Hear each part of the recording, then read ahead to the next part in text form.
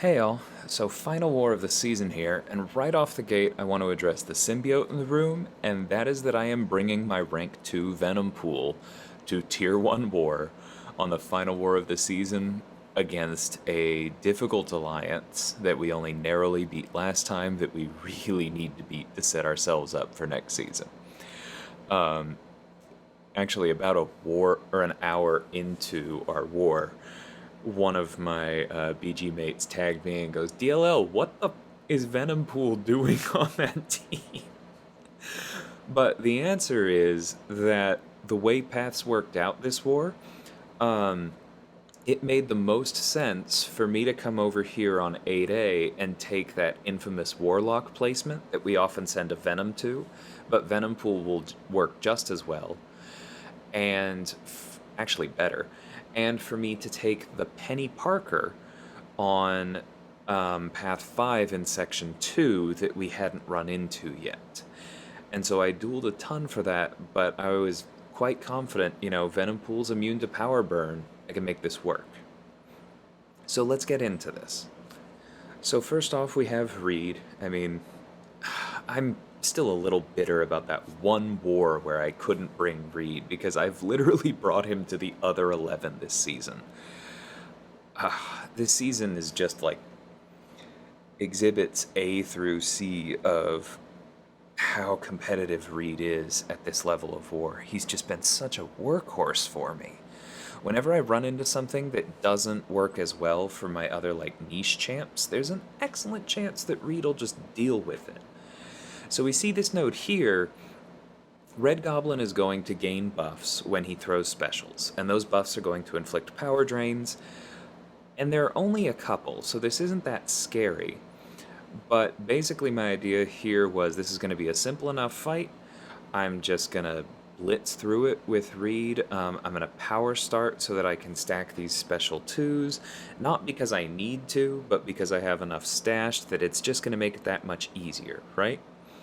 So I've picked up basically 2.5 bars of power in the time it took him to get his first special off.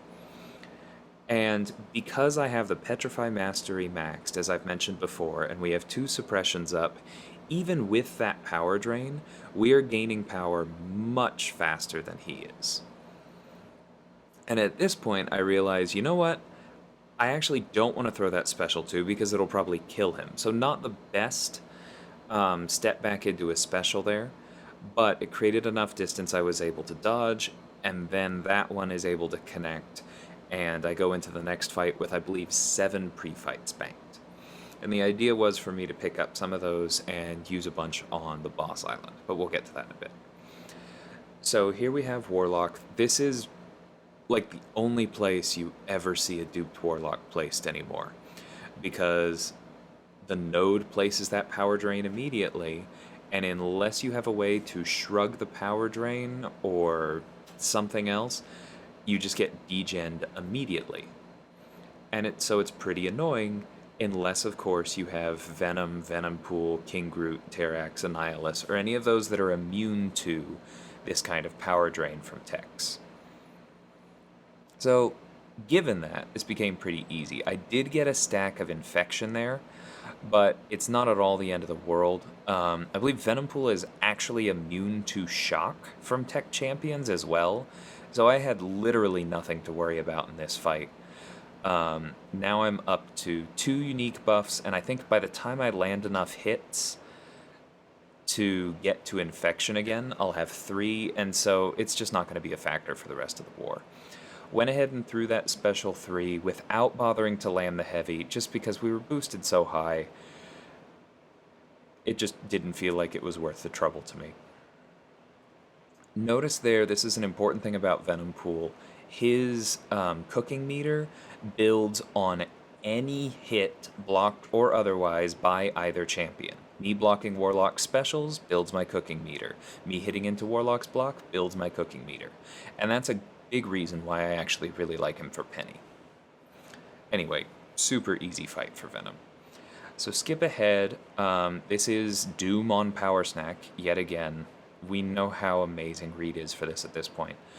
I do have plenty of power starts, but I don't know. It didn't feel worth it because I know, thanks to Suppression and Petrify, how quickly I can get up to my first special 2 on this particular fight.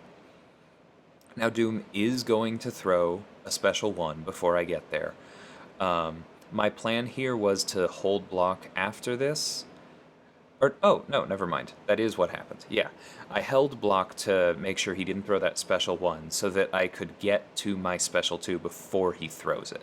And because of that, I'm actually healing from the very first shock that's on me this fight, because we're reducing its potency by 50% thanks to those double debuff siphoners. Additionally, we're reducing willpower. This is the usual. You know, it's hard to do damage to Doom because he has such high armor and crit resistance, but if you can add to it by doing another, say, average of 80-90 damage per tick, then that really helps, right? Additionally, our attack is continuing to go up, and see there, the reversal of his power gain actually worked against us because he went back below a bar of power, and I want him to throw that special 1. Notice how he was right below a bar there, and 2 heavies didn't take him over because 75% reduced combat power rate from 3 suppressions and 30% reduced combat rate from the Petrify Mastery means that a rank 3 Doom is, let's see, 75, 30, so that's 105. I believe rank 3s have 110% power rate, so he was only gaining 5% of the power he normally would have from those heavies. I could be wrong on that, but an almost complete shutdown is just glorious. Anyway, then he gives us the Careful Study passive. Because my read is SIG 180, he just rockets up to that special 3, and now we're doing tons of damage. I lock those in to make sure I don't lose them by the end of the fight, and then I'm going to throw this special 1, again, to just make sure I have all the pre-fights I could want. Really easy fight for Reed. But next up, we're going to have an Ebony Maw on that first node of the second half of Path 5, the Sadist one. Notice right here, I click Flame On, no little yellow diamond. That's why I've made a habit of backing out literally every time I apply a pre-fight this season, because sometimes they are still broken. Anyway, biggest reason to use a pre-fight on Maw is that this Sadist node means he gains extra attack for every debuff on him, so it's better if he just doesn't have a bunch of debuffs, right? Passives don't count. So right out of the gate, I get that Backdraft Intercept. We are doing a ton of damage, all the way down to half from those power stings. This opening just went perfectly. And so then I go in, back up, and here's where I make my first mistake. I got a little greedy. If you throw 2 backdrafts too close to each other, I swear the AI reacts to it. And then I was a little frazzled, backed off too soon, so he caught me on the dash back. This is now not going great. But at the same time, he's all the way down to 16%. We can tank that L2. I have no other fights with Torch. This will be fine. There we go. We get the protection down, and I'm pretty sure this boosted Special 3 does it. But not my best Maw fight by a good margin, but there it is with one big explosion at the end. So here's where tragedy strikes. Because that fight was not awesome, I backed out and I was like, you know what? I'm going to go do another duel for Peni Parker just to be safe. I do not want to mess this up. I did a duel, it went very well. I came back, I turned on recording as I was heading into the fight before I applied my invulnerability boost the way I had planned, the way I almost always do. The little indicator blinked, and then when I came out of the fight and went to turn recording off, it had never turned on. So I do not have a Venompool versus Peni Parker fight to show you. And I am very sad about that because it was a really cool fight. So to go over just kind of what happened in there real quick. If you haven't fought Peni before, you've probably at least heard about her auto block. The way that works is that as she throws her special 1s, she gains these charges, and she gains 4 per special one, and when she has 4 or more, she has a chance to auto-block you. And when she blocks you or auto-blocks you while her pink sync shield is up, she takes no damage at all, and the sync shield just goes down based on how much damage you would have done. And this auto-block cannot be prevented by anybody except Magneto or unblockable attacks, and when it auto-blocks you, it power burns you. This is why somebody like Venompool is so good, because like I was saying, he actually benefits from hitting into block by continuing to build his cooking meter, and he is immune to power burn against tech champions, so he doesn't take that damage. This is particularly important because in a long fight against Peni, as she throws more and more of those special ones, eventually, even if she doesn't hit you, she will place a power burn debuff on you. And that just chunks away at your health as well.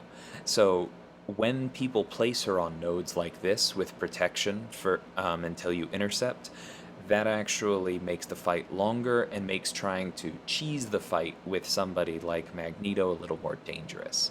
Mags will still work. I believe our battle group 2 took her on the Sadist node right before this with Magneto, where honestly she'd be a lot easier because she would have no chance of shrugging those bleeds. But still, we elected to go with Venompool here to just remove power burn from the equation. So what you do is you hit into her block enough to drop the sync shield. Her auto block animation is a lot like MODOK's in that it won't parry you, but if you're not careful and you just keep hitting into her block, she can dash out in the middle of the combo and come back and smack you in the face. So I like to just do one hit into her, whether she auto blocks or not, and then back off and hope that it burns some charges, but I don't keep going. The thing about the node is that protection, by reducing your damage, also reduces how quickly you chunk through her sync shield. So it's actually a really good placement in that. And I was originally planning to just build up my buffs with Venompool, get a bunch of Furies, and then like go for one intercept and just destroy her with like a big special 2. I was running power back boosts. And I had the invulnerability to guard against little oopses, which sometimes happen as you're going for intercepts. But I realized very quickly that it was going to take me like, I don't know, 50 hits to get through the sync shield while protection was up. So I had to go for intercepts multiple times to drop protection so that I could then drop the sync shield in a reasonable amount of time. For this reason, it's a very good placement. However, I was able to get those intercepts. I find her moveset a little bit non-intuitive, let's say, so I did have to duel several times, but once I did, she does give you fairly reliable openings for intercepts. The one time I got hit, was not actually because I misread her animations, it's because I forgot that she was too far against the rear wall, and therefore she dashed into the rear wall. And if you haven't run into this yet, the AI is actually able to recover from a dash back faster if they run into the wall in the middle of it, and so the timing is different, and she hit me there and comboed me, and so I did take 2 hits after the indestructible.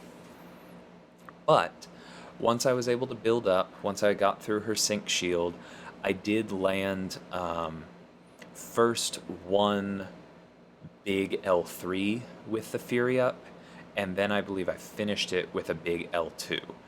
And yeah, he just worked great. I believe I had 1 minute and 40 seconds left in the fight, so not at all quick, right? But this was a rank 2 Venompool against a rank 3 Peni, and I honestly think it was a great matchup because other than the one time that I misread where she was on the field and got hit, I was completely in control of the fight the entire time. So I hope you learned something from that, but I am very sorry that I do not have footage of it for you. But the good news is Venompool crushed it on his debut. So with that, I want to take a look at our final stats here, and that is that the BG got another 164. Like I said, that's kind of our curse. Do really well, but not quite perfect.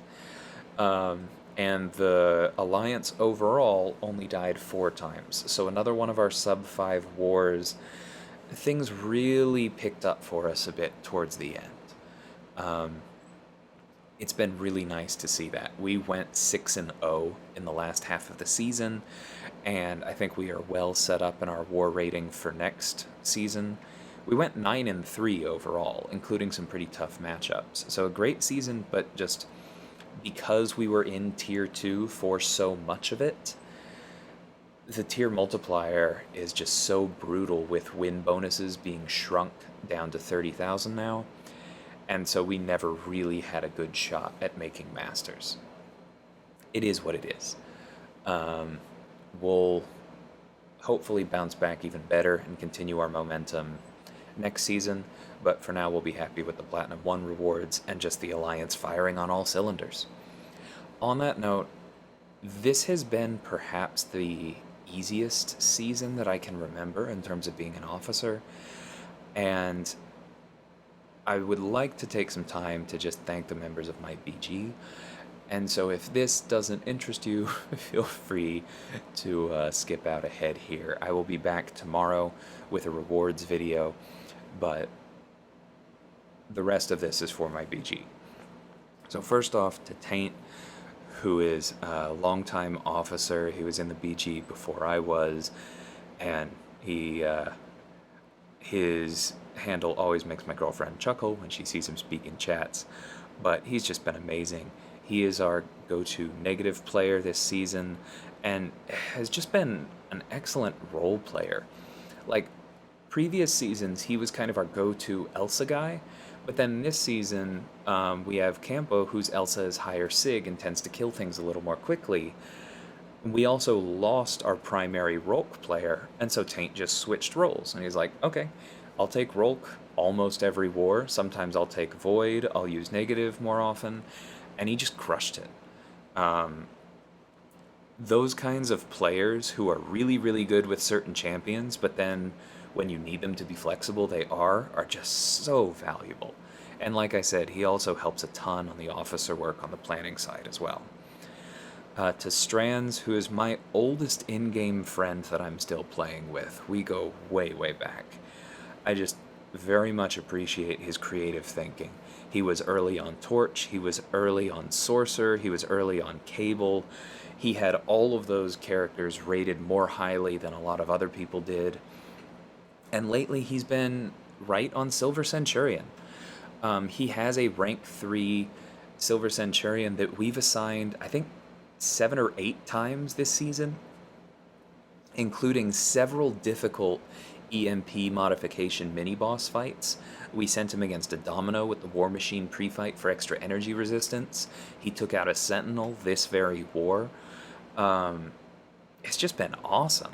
Like, for a long time, Strands has been the guy that we send to weird fights because he's invested in the right tools that the rest of us may have overlooked.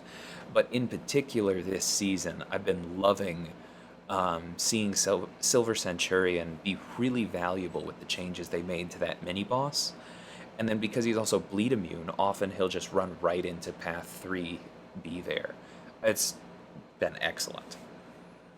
JT, another one of my old friends, he was with me at WA, did some officer work there as well. He gets me to play incursions when I forget to do them for too long, and he brought me into SSx1 in the first place, so I owe him a lot for that. He is our resident Doom Savant, and he clinched a deathless season last night by taking a fight I had originally assigned to myself, but honestly, I've done it before. It's Sorcerer on 54 with Reed, and it works, but it does not feel like the safest fight in the world because if she turtles, it can hurt. So I didn't really mind handing it off to him, even though, in my opinion, it's not the safest Doom fight in the world either. There are a lot of ways it can go wrong, but he was just never not in control of it. He's been so reliable with Doom for us, and that's such a great thing to have. Moving on to Q, he's kind of the crazy little brother of the group, and if you were in our line chats and saw all of the chicken stickers that he insists on sending, you would understand exactly why I say that. He's just an excellent player, does great work for us with Void. He was actually one of the people who initially convinced me to spend time with Reed when I duped him while I was in search of Apocalypse, and we've all seen how that turns out, so I owe him for that. He's a fellow fan of Odin, Magneto House of X, other underrated champions, and he's just been crushing it on Hazard Shift with Colossus and other weirdos this season. He's super valuable. Moving on to Campo, who I've mentioned before, he's just been a massive help on the officer side. Taint and I were doing our best, and we've had other officers before, but the activities haven't always lined up, and so to have a third very active officer in Campo, who also helped fix up our AQ paths and brought in 3 of the next 4 people I'm going to mention, he's just been a big part of why this season has felt so easy. And then on top of that, he's done great work for us on the battlefield. I'm going to link his channel in the description again. If you want to see somebody just crush it with Elsa, Ghost, Cosmic Ghost Rider, I mean, he's had a fun season. Go check that out. Tafre, sorry if I'm not saying that right. I've only ever seen it written. He's been perhaps our biggest gun this season.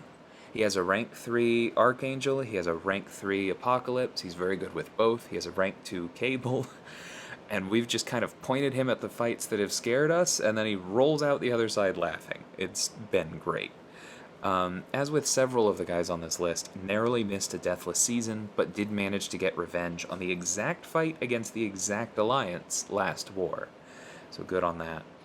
He's also a great contributor when we're talking through paths. I feel like 9 times out of 10 this season, if I've made a mistake on assignments, it's been on his paths, and he always catches them and talks through anyone else who has concerns. He's been very valuable. Really appreciate that. Smiu, or again, I say these a certain way in my head because I see them. I don't know if that's fair, but I'm going to go with Smiu. Another monster player. He shares my love of Claire. It was actually a funny experience. A few early wars, I've gotten so used to just assigning Doom for certain fights because that's what everyone seems to be comfortable with. And he comes up to me and he goes, "Is there any reason not to use Claire for those fights?" And I go, "Actually, no. I would probably use Claire for them." And he goes, "Cool, I'm going to bring Claire." And I love seeing that. He's also done some great torch work for us. He also had a very nearly deathless season. There was just a boss that went the wrong way. And somehow we brought him in part to be our Omega Red, and it just did not work with pathing this season. But I'm sure it will in the future. That's a very valuable piece of ammunition to have at your disposal. And then Cesar, I mean, what's better than having one fantastic rank 3 Archangel player? How about having 2?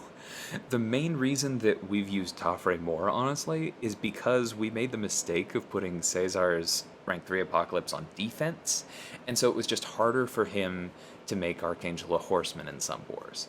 We are going to be rectifying that. I mean, I may place mine, or maybe Campo will, but it's been so nice. There were 2 wars this last week where we were able to make both of their Archangels horsemen, and then that must suck for the planners on the other side to see that happened, and it's like, well, then these guys that I was hoping would get kills later in the map are just not going to. It's a great feeling when we can do that. He's also done some great Gilly 99 work for us, and he's another player who enjoys using Claire. Love having that in the group. And he has finally fulfilled my very long time dream of having a rank 3 She-Hulk to assign. I've wanted that for so long. There's so many fights on the map where I'm like, okay, yeah, that'll work. You know what would be better? A She-Hulk. And he finally has one, so we will 100% be making use of that next season. And then Naz, or Anaz, I love this guy, in spite of him giving me shit pretty much on the hour, it seems. It's been a very fun dynamic in BG chat this season. He's been a super reliable role player for us. Doom, Torch, Warlock, basically whatever we need, he's made it work, and that's just been awesome. All in all, like I said, this season has been a textbook case of many hands making light work. And I mean, if you're still here, you know that I just spent a bunch of time thanking everybody, but I just want to, again, thank the whole battle group for making it a really rewarding experience. So like I said, season rewards will come out when they come out. I will be back with an opening video for that sometime tomorrow, likely. And then, with off-season, I think it's time for me to start making some progress on my guides again. But I will catch y'all with the rewards, and until then, take care.